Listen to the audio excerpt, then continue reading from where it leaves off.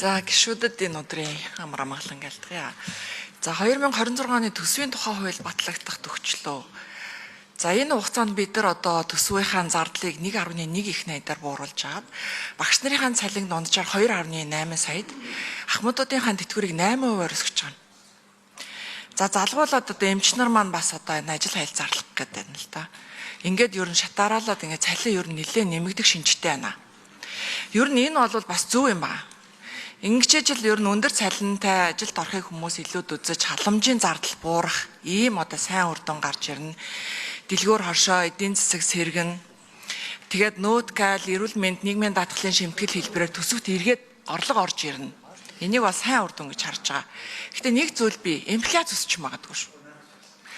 Тэгэхээр энэ инфляцийг өсөхгүй байхын тулд одоо манай энэ чинд Монгол банк эдийн засаг хөгжлийн яамныхаа ямар одоо бодлого хэрэгжүүлэх гэж байна. Бидэнд одоо цалин тэтгэвэр тэтгэмжийг нэмсэн учраас инфляц өслөө гэдэг зүгээр мэдээд амжуулдаг ийм бодлого хэрэггүй байна.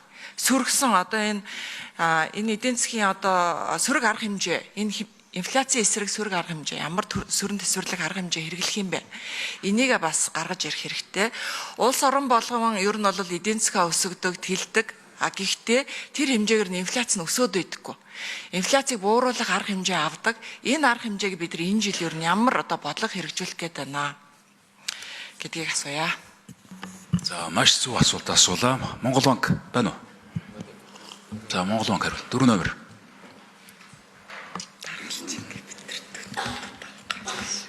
За эдийн засаг хөгжлийн яамын их хямглан гишүүний асуултанд хариулъя.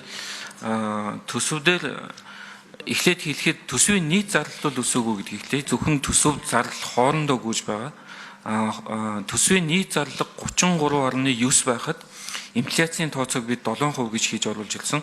Дотроо гүйж байгаа. Гэхдээ хөрөнгийн зардал болон уралсгал зарлалаас цалингийн зардал руу гүйж байгаа учраас инфляцид бол бага зэрэг бол нөлөөтэй. Гэхдээ маш том нөлөөтэй бол байхгүй.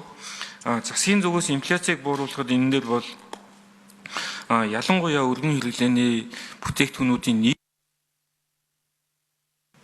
гол бодлого баримтж ажиллаж байгаа. Монгол банкны хувьд бол энэ баялаг захирал хэлсэн байж магадгүй.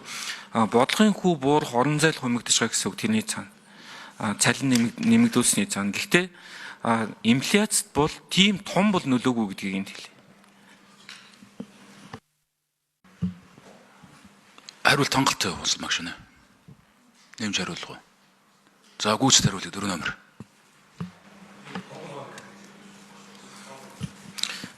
За би нэмж хариулъя. Инфляц дээр нийлүүлэлтийг тогтвортой гол бүтээгдэхүүнүүдийн нийлүүлэлтийг тогтвортой байлгахны гэдэг дээр засгийн зүгээс бол 2-3 асуудлаар л чиглэж ажиллаж байгаа. Нэг нь бол хүнсний бүтээгдэхүүний нийлүүлэлт, ялангуяа махны нийлүүлэлт.